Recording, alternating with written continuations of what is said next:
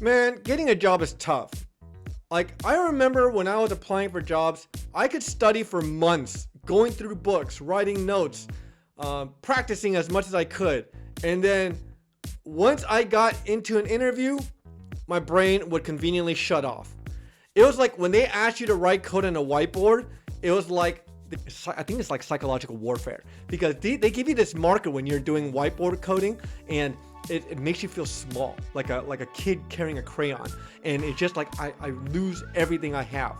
And all it takes for me was just one question where I didn't know, and then my whole confidence would deconstruct, and I would just be leaving the interview with just sweat all over me. And it was weird because when I code, I'm really confident in myself. I felt really good. I felt I was really probably one of the top people. I mean, in the percentage of people, and yet I always suffered this until I figured out the secret. The secret that kind of changed everything, because now I was going to interviews, and instead of getting wrecked, these guys would be like asking me like nice questions, like, oh, what do you like to work on? Oh, what have you done?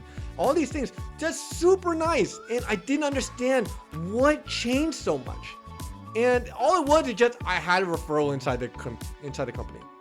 And once you get a referral in the company, man, everything is different. Then it's like all of a sudden things are so much easier. You know, statistically, if you don't have a referral in the company, you have less than 3% chance of getting an interview.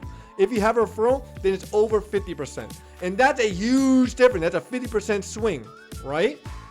So that's the whole thing. That's why I don't recommend people learn coding alone. You study coding alone, and you are missing one of the most key components to your career.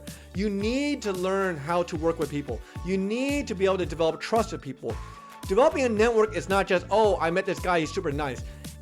You have to learn how to develop rapport. And that takes time. It's not something you can just turn on like a switch.